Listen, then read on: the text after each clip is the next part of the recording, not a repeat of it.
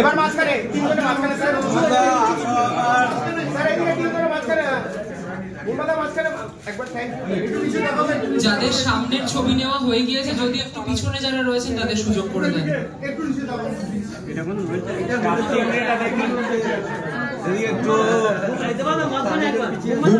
একটা কথা 3 এবার এইদিকে 2 1 Let's cut. এবার হ্যাঁ ওকে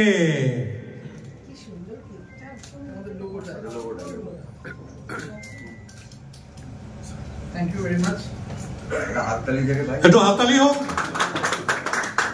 একটু ঘুরে কথা ঘুরে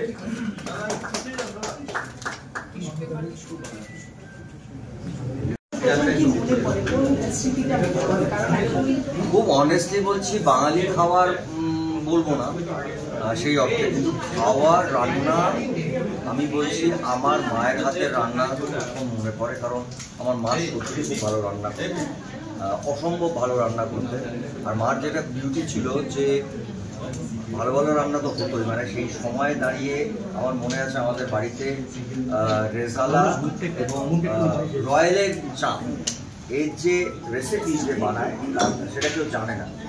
আমার বাবা এখান থেকে কলকাতা থেকে রয়্যালের চাপ বম্বে স্টাররা যারা তাদের বন্ধু বান্ধব যারা ছিলেন সেই সময় তাদের জন্য তখন এত স্ট্রিক্ট ছিল না, এখান থেকে চাপ ফাপ নিয়ে যেত।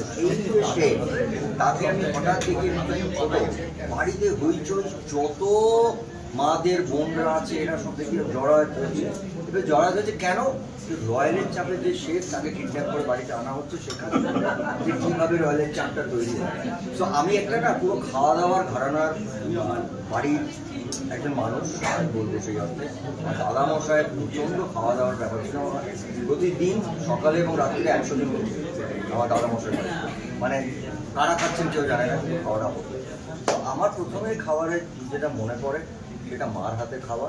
এবং আমি আবার বলছি, একটা সময় ছিল যেখানে আমরা ডিম বা চিকেন বা মাটন বা ফিশ খেতে পারতাম না। মা একটা ডিমকে নিয়ে এমনভাবে রান্না করতে যেটা আমরা বাড়ির সবাই একটু ডিমের গন্ধ পাই, সেরকমভাবে রান্না করে আমাদের খাওয়াতে, সেটাও কিন্তু সামনে যখন এত বাঙালি খাবার করে থাকে তার যখন ঘ্রাণ যখন নাকে আসে নিজেকে কন্ট্রোল করো কিভাবে? দেখো, কন্ট্রোলটা করি আমি একটাই কারণে, কারণ আমাকে প্রডিউসাররা পয়সা দেয়, আমাকে সেটাকে কন্ট্রোল করতে হবে। কাজটা করি প্রডিউসারদের জন্য, ছবির জন্য, দর্শকের জন্য, ওই জন্য ওটা কোনো এক্সট্রা কিছু করি না।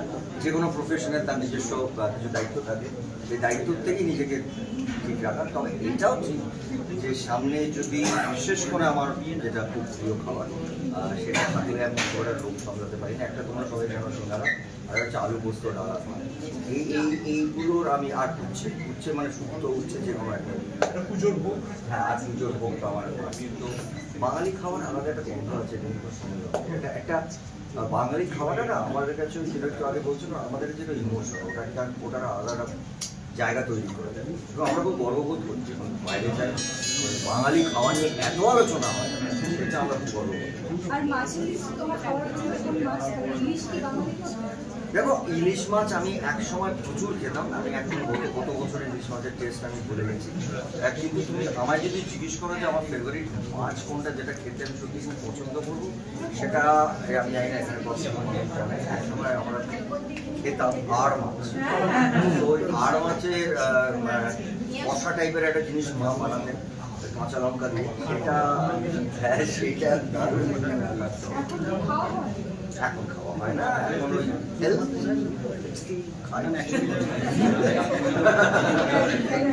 Thank you. আমরা এবারে